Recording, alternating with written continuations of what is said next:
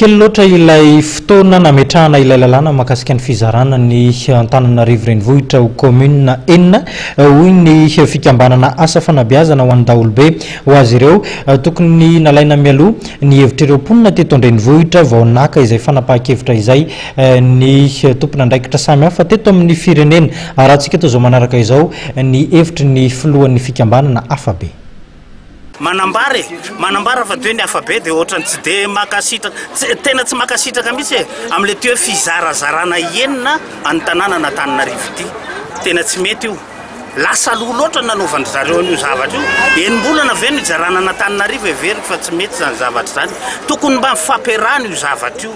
Tokony mba hoe mba nisy hoe hevitra avy amin'ny vahoaka ihany koa nge vahoaka Antananarivo indrindra tokony afantatra io zavatra io. Fa tsy tonga dia hoe zay saim-pantatra fotsiny no atao dia enim-bolana dia atao ilay zavatra zay. Zay zavatra zay aloha dia anisan'ny tena mahatonga anay hitety ihany koa. Ho avy ny ena Atsimondrano amin'ny herinandro fa mbola hitetika io zay na ny firaisana faha-efatra ary. Tsy miresaka politika zay amin'izay fotoana zay fa dia mitsinjo an'ilay namanay ilay ohatra hoe ireo trabona zay azo lazaina fa mpiray tamindrazana amintsika ireo.